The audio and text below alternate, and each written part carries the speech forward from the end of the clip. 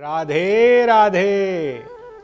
इस धराधाम पर, इस धरती पर दो प्रकार के लोग अक्सर पाए जाते हैं। एक होते हैं जो कि गधे होते हैं। गधा इसीलिए मैं कह रहा हूं क्योंकि वो जीवन भर सिर्फ बोझ ढोते हैं। और कुछ होते हैं घोड़े जो कि रेस में भागते हैं। और इन दोनों के ऊपर होता है शेर। अब आप कहेंगे आज ये कैसी कथा गुरुजी सुना रहे हैं। बहुत काम की कथा है, इसमें आपको भी आनंद आएगा। और कोशिश ये कीजिएगा कि यदि आपको ये अच्छी लगे तो ये अपने जीवन में इसको उतारने की कोशिश कीजिएगा।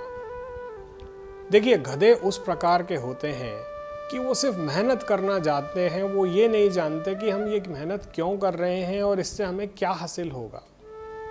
वो सिर्फ लगे पड़े हैं मेहनत करते हुए। जैसे एक बैल होता है, वो कोलू पर फिरते ही रहता है, फिरते रहता है, फिरते रहता है। सुबह से शाम हो जाती है, वो फिरना नहीं छोड़ता।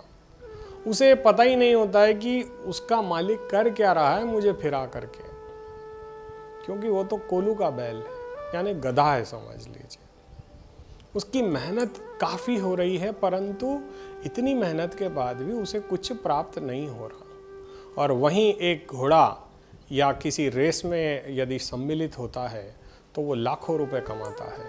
यदि किसी शादी में, विवाह में या एग्जीबिशन में जब वो जाता है तब उसकी कीमत जो है वो गधे से काफ़ी ऊंची होती है। और वो अपनी बुद्धि से पैसा कमाता है। जो निम्न स्तर का व्यक्ति है वो तो सिर्फ मेहनत करना जानता है, लेकिन जो उच्च स्तर का घोड़ा है वो अपनी बुद्धि के तीव्रता से पैसे का धनार्जन करता है।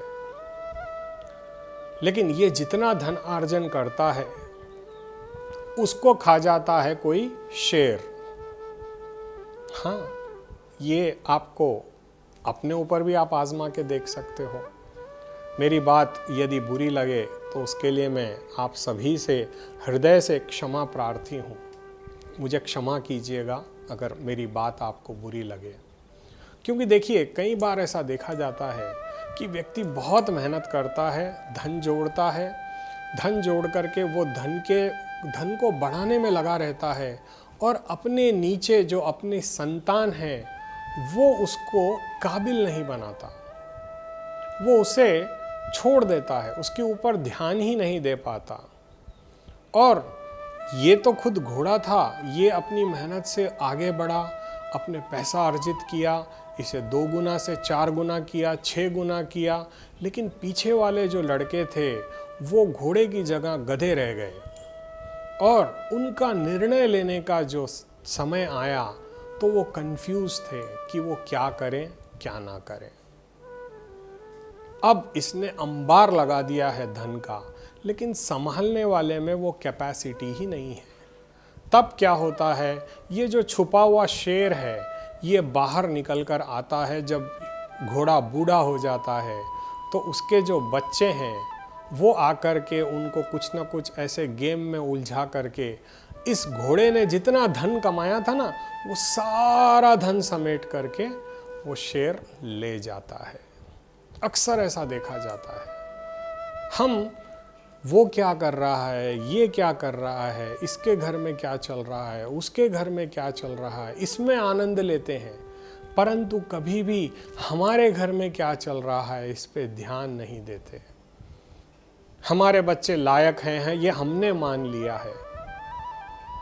हमें अपने बच्चों को ट्रेंड करना होगा, उन्हें काबिल बनाना होगा। क्योंकि यदि वो काबिल नहीं होंगे तो वो कामयाब कैसे हो सकते हैं। देखिए, पुराने ज़माने में राजा महाराजा लोग अपने बच्चों को दूर गुरुकुल क्यों भेजते थे? क्या गुरु को महल में रहने का स्थान कम पड़ता था क्या? वो चाहे तो एक महल उनके लिए भी बनवा सकते थे और वहीं उनकी शिक्षा दीक्षा की जा सकती थी। उन्हें दूर गुरुकुल भेजने की क्या ज़रूरत थी? उन बच्चों से भिक्षा मंगवाने की क्या ज़रूरत थी?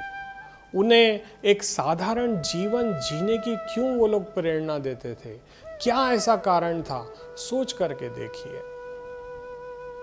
इसके पीछे सबसे बड़ा कारण ये था कि हर राजा चाहता था कि मेरा जो उत्तराधिकारी हो वो मुझसे भी स्ट्रांग हो, उसकी बुद्धि तीव्र हो, उसमें दया करुणा मुझसे भी ज़्यादा अधिक हो, वो शस्त्र विद्या का पारंगत हो, वो कूटनीति का पारंगत हो।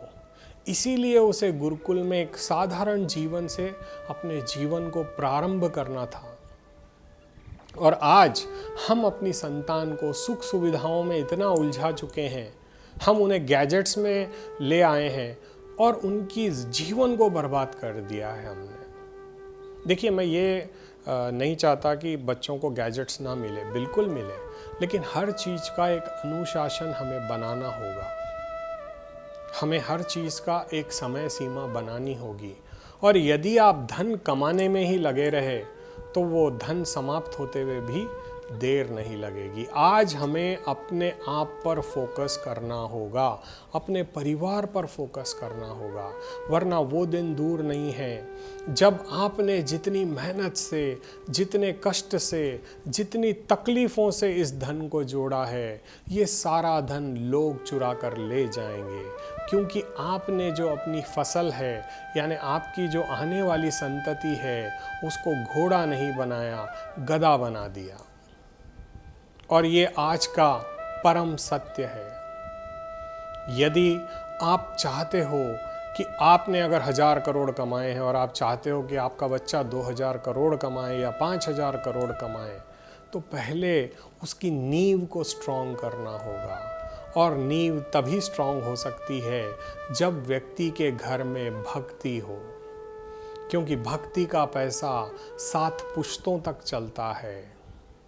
देखिए, हम धन के चक्कर में अच्छा बुरा कई बार कर बैठते हैं, हम किसी का मन दुखा बैठते हैं, कभी हम पाप का भी पैसा ला लेते हैं, कभी कोई अच्छा मार्ग से या कोई बुरे मार्ग से भी धन हमारे घर आ जाता है।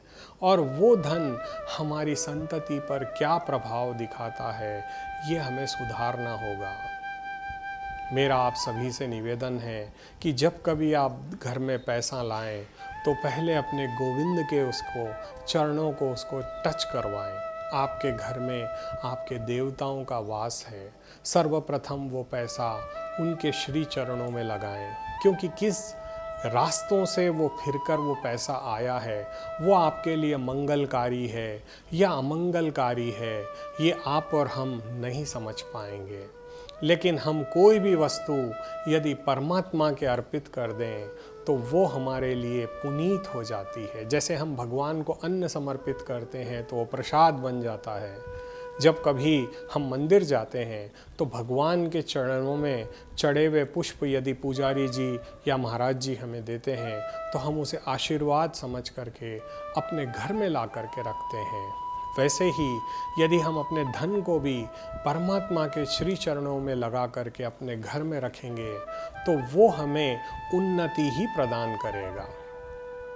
और इसके साथ साथ एक अपने बच्चे, जैसे आपके बच्चे बड़े होते हैं, जैसे मान लीजिए आपके घर में बालक हुआ और आप दादा दादी हो, आपके पास समय है और आप अपने छोटे छोटे बच्चों को आनंदित भी करना चाहते हो तो उनसे कोई ना कोई एक सेवा कराना प्रारंभ कर दीजिए।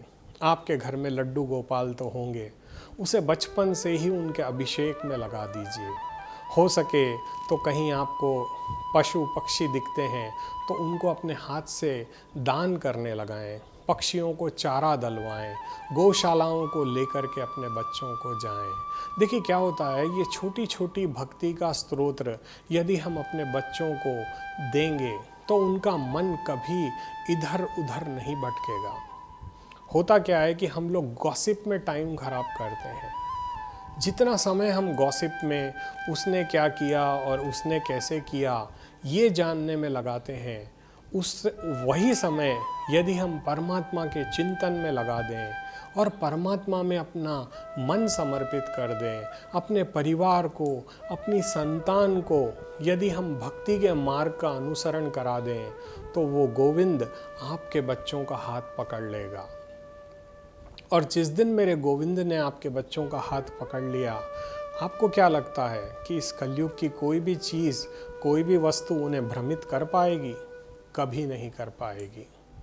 जैसे भगवान ने अर्जुन का साथ दिया, वैसे ही भगवान आपकी संतान का भी साथ देंगे, परंतु आपको अपने बच्चों को भक्ति में लाना होगा। हमारे 18 पुराण हैं, किसी एक पुराण का अध्ययन पहले अपने बच्चे को कराएं। यदि उनको संस्कृत नहीं आती है तो आप हिंदी अनुवाद में भी गीता प्रेस गोरखपुर इस समय बहुत अच्छा पुनीत कार्य कर रहे हैं कि वो इसका हिंदी अनुवाद भी हर पुराण का लेकर के आए हैं।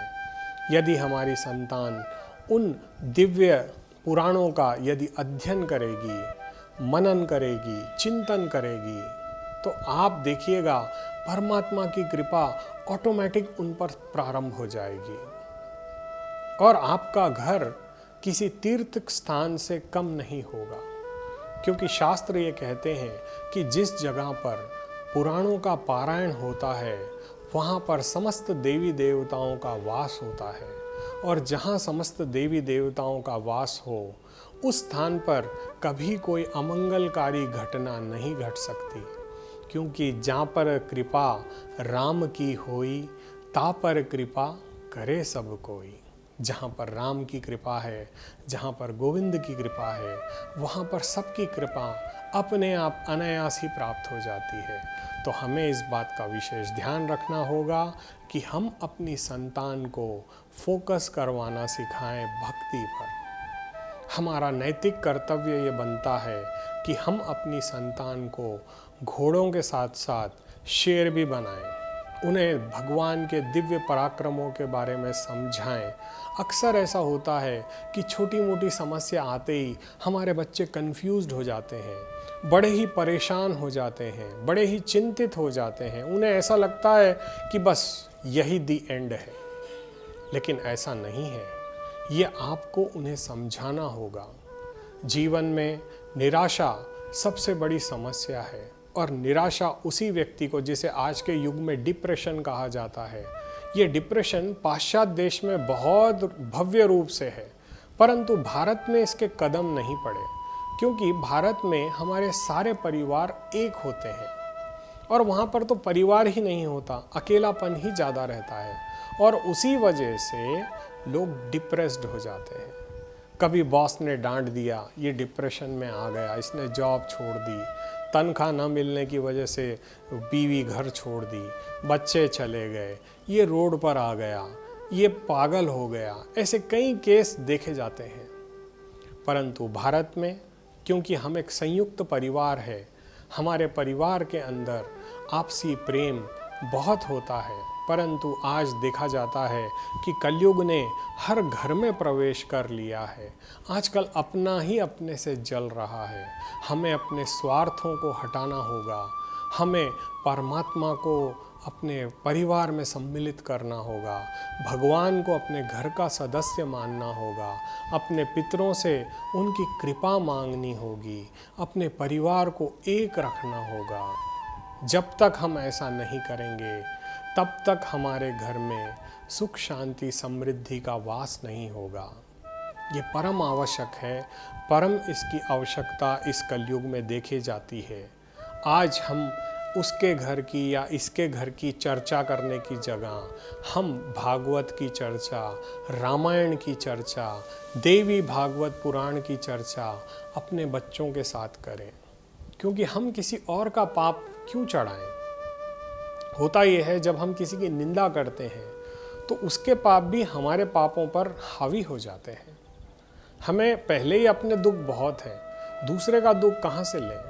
तो यदि हम ये गॉसिप करना बंद कर दें, चर्चाएं लोगों के बारे में करना बंद कर दें और अपनी सारी चर्चा परमात्मा पर केंद्रित करें, जब कभी हमें समय मिले हमारे ग्रंथों का अध्ययन करें, या आज के युग में तो टीवी का बहुत अच्छा माध्यम है, हम आस्था चैनल खोल लें, वहाँ पर अपना प्रवचन सुने। ऐसे ऐसे दिव्य ऋषि, ऐसे ऐसे संत महाराज इस कलयुग में भी अभी उपलब्ध हैं जो आपको दिव्य ज्ञान प्रदान करने वाले हैं। उन सभी संतों का आश्रय लें, उनका ज्ञान अर्जित करें, उनकी वाणी से अपने मन को शुद्ध करें। क्योंकि देखिए, जिसका मन शुद्ध होगा वहाँ पर ही परमात्मा का वास होगा। और देखिए, जहाँ परमात्मा का वास होगा वहाँ कभी कोई निराशा नहीं हो सकती, केवल आनंद ही आनंद हो सकता है, क्योंकि परमात्मा तो खुद आनंद स्वरूप है। राधे राधे।